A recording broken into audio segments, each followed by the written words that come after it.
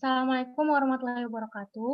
Waalaikumsalam. Perkenalkan kami dari kelompok 6 yang beranggotakan Ahmad Faizan Huda, saya sendiri Dian Queenie Handayani, Mauiza Yusra, Nurul Hidayah, Reka Alicia Azhara, dan Rizky Dila Ariko.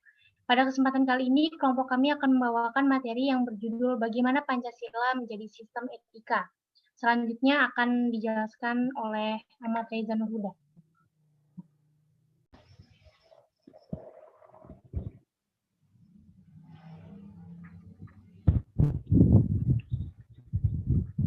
Pancasila sebagai sistem etika, di samping merupakan way of life bangsa, Indonesia juga merupakan struktur pemikiran yang disusun untuk memberikan tuntunan atau panduan kepada setiap warga negara Indonesia dalam bersikap dan bertingkah laku. Pancasila sebagai sistem etika dimaksudkan untuk mengembangkan dimensi moralitas dalam diri setiap individu, sehingga memiliki kemampuan menampilkan sikap spiritualitas dalam kehidupan bermasyarakat, berbangsa, dan bernegara. Lanjut.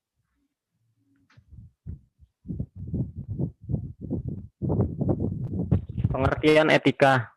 Istilah etika berasal dari bahasa Yunani, ethos, yang artinya tempat tinggal yang biasa, padang rumput, kandang, kebiasaan, adat, watak, perasaan, sikap, dan cara berpikir. Secara etimologis, etika berarti ilmu tentang segala sesuatu yang biasa dilakukan atau ilmu tentang adat kebiasaan. Dalam arti ini, etika berkaitan dengan kebiasaan hidup yang baik, tata cara hidup yang baik, baik pada diri seseorang maupun masyarakat. Kebiasaan hidup yang baik ini dianut dan diwariskan dari satu generasi ke generasi yang lain. Dalam artian ini, etika sama maknanya dengan moral. Etika dalam arti yang luas ialah ilmu yang membahas tentang kriteria baik dan buruk. Bertens 1997 4-6, etika pada umumnya dimengerti sebagai pemikiran filosofis mengenai segala sesuatu yang dianggap baik atau prinsip yang mengatur itu kerap kali disebut moralitas atau etika. Sastra Prateja 2002-81, etika selalu terkait dengan masalah nilai sehingga perbincangan tentang etika pada umumnya membicarakan tentang masalah nilai, baik atau buruk. Selanjutnya, paling tidak ada 6 pengertian nilai dalam penggunaan secara umum, yaitu sebagai berikut. Yang pertama, sesuatu yang fundamental yang dicari orang sepanjang hidupnya. Yang kedua, suatu kualitas atau tindakan yang berharga, kebaikan, makna, atau pemenuhan karakter untuk kehidupan seseorang. Yang ketiga, suatu kualitas atau tindakan sebagian membentuk identitas seseorang sebagai pengevaluasian diri, penginterpretasian diri, dan pembentukan diri. Yang keempat, suatu kriteria fundamental bagi seseorang untuk memilih sesuatu yang baik di antara berbagai kemungkinan tindakan. Yang kelima, suatu standar yang fundamental yang dipegang oleh seseorang ketika bertingkah laku bagi dirinya dan orang lain. Yang terakhir, suatu objek nilai, suatu hubungan yang tepat dengan sesuatu yang sekaligus membentuk hidup yang berharga dengan identitas kepribadian seseorang. Objek nilai mencakup karya seni, teori ilmiah, teknologi, objek yang disucikan, budaya, tradisi, lembaga, orang lain, dan alam itu sendiri.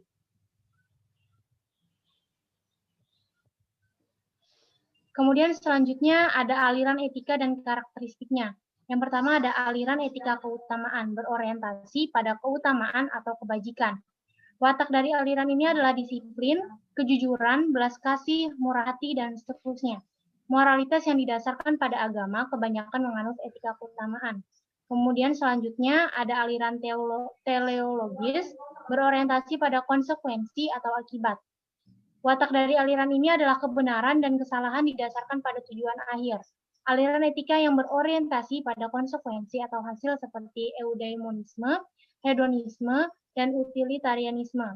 Kemudian yang ketiga ada aliran deontologis, berorientasi pada kewajiban atau keharusan, berwatak kelayakan, kepatutan, dan kepantasan.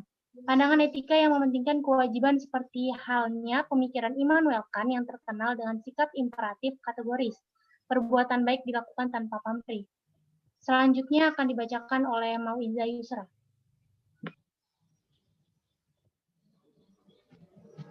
Slide-nya. Ya. Selanjutnya, Pentingnya Pancasila sebagai sistem etika terkait dengan problem yang dihadapi bangsa Indonesia sebagai berikut. Pertama, banyaknya kasus korupsi yang melanda negara Indonesia sehingga dapat melemahkan sendi-sendi kehidupan berbangsa dan bernegara. Kedua, masih terjadinya aksi terorisme yang mengatasnamakan agama sehingga dapat merusak semangat toleransi dalam kehidupan antar umat beragama dan meluluhlantakkan semangat persatuan atau mengancam disintegrasi bangsa. Ketiga, masih terjadinya pelanggaran hak asasi manusia dalam kehidupan bernegara. Keempat, kesenjangan antara kelompok masyarakat kaya dan miskin masih menandai kehidupan masyarakat Indonesia. Kelima, ketidakadilan hukum yang masih mewarnai proses peradilan di Indonesia. Keenam, banyaknya orang kaya yang tidak bersedia membayar pajak dengan benar. Kesemuanya itu memperlihatkan pentingnya dan mendesaknya peran dan kedudukan Pancasila sebagai sistem etika karena dapat menjadi tuntunan atau sebagai leading principle bagi warga negara untuk berperilaku sesuai dengan nilai-nilai Pancasila. Etika Pancasila diperlukan dalam kehidupan bermasyarakat, berbangsa, dan bernegara sebab berisikan tuntunan nilai-nilai moral yang hidup. Namun, diperlukan kajian kritis rasional terhadap nilai-nilai moral yang hidup tersebut agar tidak terjebak ke dalam pandangan yang bersifat mitos. Selanjutnya akan dilanjutkan oleh Nurul Hidayah. Selanjutnya yaitu menggali sumber historis, sosiologis, dan politis tentang Pancasila sebagai sistem etika. Yang pertama itu sumber historis. Pada zaman Orde Lama, Pancasila sebagai etika masih berbentuk sebagai filosofis Grundslag atau Weltanschauung. Artinya nilai-nilai Pancasila belum ditegaskan ke dalam sistem etika, tetapi nilai-nilai moral telah terdapat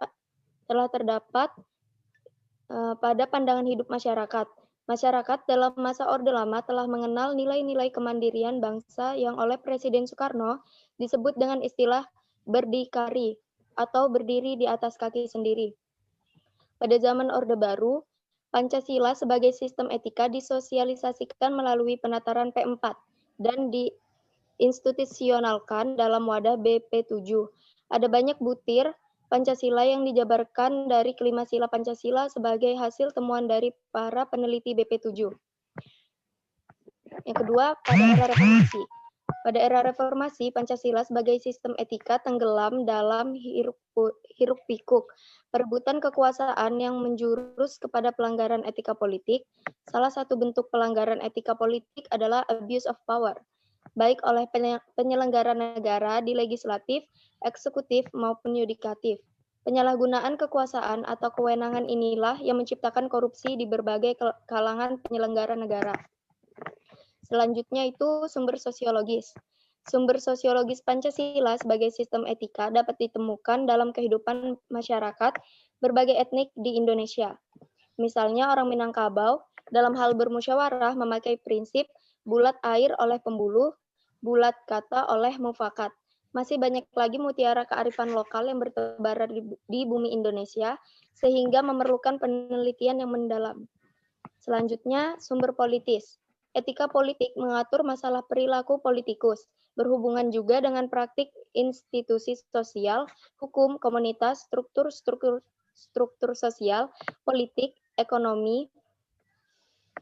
Etika politik memiliki 3 dimensi, yaitu tujuan, sarana, dan aksi politik itu sendiri. Dimensi tujuan terumuskan dalam upaya mencapai kesejahteraan masyarakat dan hidup damai, yang didasarkan pada kebebasan dan keadilan. Dimensi sarana memungkinkan pencapaian tujuan yang meliputi sistem dan prinsip-prinsip dasar, pengorganisasian praktik penyelenggaraan negara, dan yang mendasari institusi-institusi sosial. Materi selanjutnya akan dibawakan oleh Reka Alicia Azahra. Argumen tentang tantangan Pancasila sebagai sistem etika. Hal-hal berikut dapat menggambarkan beberapa bentuk tantangan terhadap sistem etika Pancasila. Pertama, tantangan terhadap sistem etika Pancasila pada zaman Orde Lama berupa sikap otoriter dalam pemerintahan sebagaimana yang tercermin dalam penyelenggaraan negara yang menerapkan sistem demokrasi terpimpin. Hal tersebut tidak sesuai dengan sistem etika Pancasila yang lebih menonjolkan semangat musyawarah untuk mufakat. Kedua, tantangan terhadap sistem etika Pancasila pada zaman Orde Baru terkait dengan masalah NKK, nepotisme, kolusi, dan korupsi yang merugikan penyelenggaraan negara. Hal tersebut tidak sesuai dengan keadilan sosial karena nepotisme, kolusi, dan korupsi yang menguntungkan segelintir orang atau kelompok tertentu. Ketiga, tantangan terhadap sistem etika Pancasila pada era reformasi berupa euforia kebebasan berpolitik sehingga mengabaikan norma-norma moral. Misalnya, munculnya anarkisme yang memaksakan kehendak dengan mengatasnamakan kebebasan berdemokrasi. Hal-hal penting yang sangat urgen bagi pengembangan Pancasila sebagai sistem etika meliputi hal-hal sebagai berikut. Pertama, meletakkan sila-sila Pancasila sebagai sistem etika berarti menempatkan Pancasila sebagai sumber moral dan inspirasi bagi penentu sikap, tindakan, dan keputusan yang diambil setiap warga negara. Kedua, Pancasila sebagai sistem etika memberi guidance bagi setiap warga negara sehingga memiliki orientasi yang jelas dalam tata pergaulan baik lokal, nasional, regional, maupun internasional. Ketiga, Pancasila sebagai sistem etika dapat menjadi dasar analisis bagi berbagai kebijakan yang dibuat oleh penyelenggara negara sehingga tidak keluar dari semangat negara kebangsaan yang berjiwa Pancasilais. Keempat, Pancasila sebagai sistem etika dapat menjadi filter untuk menyaring pluralitas nilai yang berkembang dalam kehidupan masyarakat sebagai dampak globalisasi yang memengaruhi pemikiran warga negara. Selanjutnya akan dibacakan oleh Rizky Dila Arifah.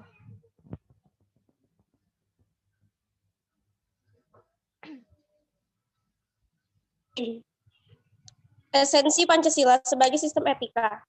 Hakikat Pancasila sebagai sistem etika terletak pada hal-hal sebagai berikut. Pertama, hakikat ketuhanan terletak pada keyakinan bangsa Indonesia bahwa Tuhan sebagai penjamin prinsip-prinsip moral. Artinya, setiap perilaku warga negara harus didasarkan atas nilai-nilai moral yang bersumber pada norma agama. Setiap prinsip moral yang berlandaskan pada norma agama, maka prinsip tersebut memiliki kekuatan atau force untuk dilaksanakan oleh pengikut-pengikutnya. Kedua, hakikat sila kemanusiaan terletak pada actus humanus, yaitu tindakan manusia yang mengandung implikasi dan konsekuensi moral yang dibedakan dengan actus homini, yaitu tindakan manusia yang biasa. Tindakan kemanusiaan yang mengandung implikasi moral diungkapkan dengan cara dan sikap yang adil dan beradab, sehingga menjamin tata pergaulan antar manusia dan antar makhluk yang bersendikan nilai-nilai kemanusiaan yang tertinggi, yaitu kebajikan dan kearifan.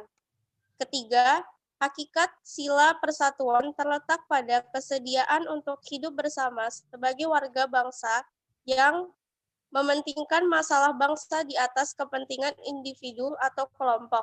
Sistem etika yang berlandaskan pada semangat kebersamaan, solidaritas sosial akan melahirkan kekuatan untuk menghadapi penetrasi nilai yang bersifat memecah belah bangsa. Keempat, hakikat sila kerakyatan terletak pada prinsip musyawarah untuk mufakat. Artinya menghargai diri sendiri sama halnya dengan menghargai orang lain. Kelima, hakikat sila keadilan sosial bagi seluruh rakyat Indonesia merupakan perwujudan dari sistem etika yang tidak menekankan pada kewajiban semata deontologis atau menekankan pada tujuan belaka teleologis, tetapi lebih menonjolkan keutamaan virtu etnik yang terkandung dalam nilai keadilan itu sendiri.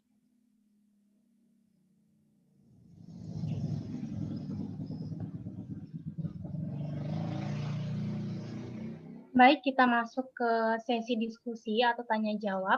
Sebagai pembuka, saya akan memulai sesi diskusi dengan satu pertanyaan dari saya. Pertanyaannya adalah, yang seharusnya diterapkan sesuai dengan sumber politis itu apa saja? Silakan apabila ada yang ingin menjawab langsung.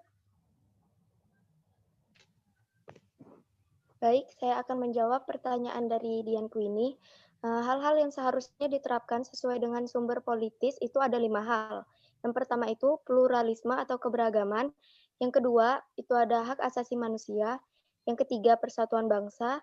Yang keempat demokrasi, dan kelima adalah keadilan sosial. Jadi hal-hal yang seharusnya diterapkan menggunakan sesuai dengan sumber politis itu ada 5 hal. Terima kasih. Baik, terima kasih atas jawabannya.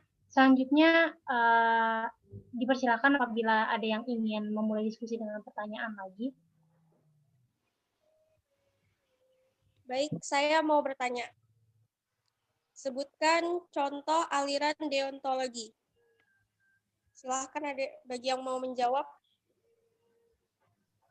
Baik, saya akan menjawab pertanyaan dari Dila. Contoh dari aliran deontologis yaitu jika seorang diberi tugas dan melaksanakannya sesuai dengan tugas, maka itu dianggap benar, sedangkan dikatakan salah jika tidak melaksanakan tugasnya. Sekian. Terima kasih. Terima kasih atas jawabannya. Sama-sama. Baik, selanjutnya jika ada yang ingin bertanya. Saya ingin bertanya, pertanyaannya, contoh dari etika teologi itu apa saja? Bagi yang bisa menjawab, silakan. Saya akan menjawab pertanyaan dari Reza. Contoh dari etika teleologi itu terbagi menjadi 2. Yang pertama, seorang anak mencuri untuk membeli obat ibunya yang sedang sakit. Tindakan ini baik untuk moral dan kemanusiaan, tetapi dari aspek hukum, tindakan ini melanggar hukum sehingga etika teleologi lebih bersifat situasional karena tujuan dan akibatnya suatu tindakan bisa sangat bergantung pada situasi khusus tertentu. Contoh yang kedua, PT PLN memonopoli kelistrikan nasional. Kebutuhan listrik masyarakat sangat bergantung pada PT PLN. Tetapi mereka sendiri tidak mampu secara merata dan adil memenuhi kebutuhan listrik masyarakat. Hal ini ditunjukkan dengan banyaknya daerah-daerah yang kebutuhan listriknya belum terpenuhi dan juga sering terjadi pemadaman listrik secara sepihak sebagaimana contoh di atas. Sekian jawaban saya. Terima kasih. Baik, saya kira cukup sekian presentasi dari kami. Terima kasih. Semoga apa yang kami bawakan pada kesempatan kali ini dapat bermanfaat dan menambah wawasan bagi kita semua. Mohon maaf apabila ada kekurangan. Terima kasih. Wassalamualaikum warahmatullahi wabarakatuh. Waalaikumsalam warahmatullahi wabarakatuh.